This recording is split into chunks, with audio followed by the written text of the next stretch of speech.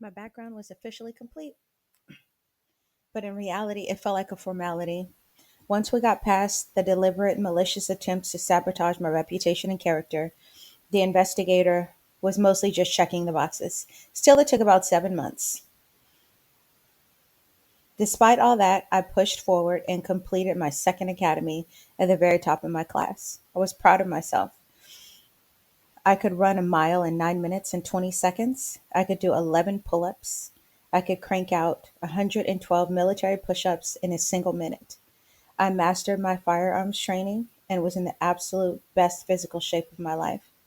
Optimism burned inside of me, and so did grace. I always reflected back on what the sergeant from the other police department gave out of the kindness of her heart, and I truly believed that I was destined for a long and successful career in law enforcement. But when I arrived at the police department, I quickly realized that my reputation had already arrived ahead of me, not in a good way. I was branded a snitch, labeled difficult, and dismissed as oppositional. The police training officers assigned to me were handpicked specifically to break me down and put me back in my place. From day one, I was made to prove that I deserved to be there, over and over, in ways that tested every ounce of my strength, my will, and my resilience. Chapter 3: The Gauntlet. Officer Powell. Officer Powell was a force of nature, and not the kind you wanted in your corner. Standing a towering 6 feet 5 inches, lean but muscular, he was a white guy from Sacramento with skin that was flat and pale. The tone of vitamin D milk. No undertones. Just flat, plain vitamin D milk. With jet black hair, it was always shaved so close that it looked like he had no guard on his clippers. Thick eyelashes framed his piercing hazel eyes that almost looked like they were lined with black eyeliner, giving him this sinister yet intense gaze. His body was a canvas of black and gray tattoos, mostly of skulls, crossbones, warlocks, and flames. And they wounded his arms, wound his chest and legs. The tattoos were so extensive that the only reason he wore long sleeves was to cover them up. That was a policy at our police department. To casual onlookers, he looked the part of a racist skinhead, and when people called him on that, he never denied it. Even on the hottest days, his skin never showed redness, only clammy, pasty, which added to his eerie presence.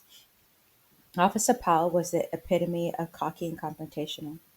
Every moment was a chance for him to pick a fight or to put a suspect in their place. And I was subjected to the standard of testing while I was a police training officer. I had to put people through the ringer. He needed to test whether I was worthy for the job or not. His shift was dog watch, 6 p.m. to 8 a.m. on the busiest, most chaotic side of the city.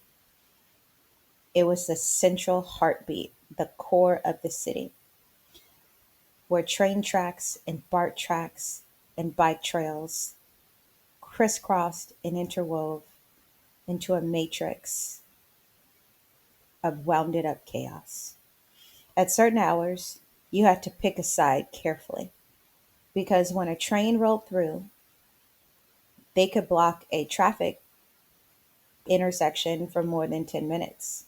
And heaven help me if I picked the wrong side during his watch. He'd blame me for every call that I missed, accusing me of knowing that the train was coming but not wanting to work. Officer Paul had a way of getting under my skin. He would eat rancid food like hot dogs that cooked on a 7-Eleven broiler and would fill the car with these awful farts, and there was nothing that I could do or say. When lunchtime rolled around, it was clear that I was not part of the team. I was expected to bring my own meals because I was not eating with them.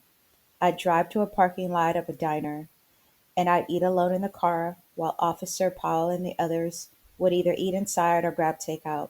Most nights, he would take his food to go anyway, because there was always a priority call that was waiting for me as I was expected to step up and take the lead as the officer on the call, like I actually knew what the hell I was doing. Most nights, Officer Paul would yell, demean, shake his head, and for him, I learned what not to do. Unfortunately, I didn't learn what to do.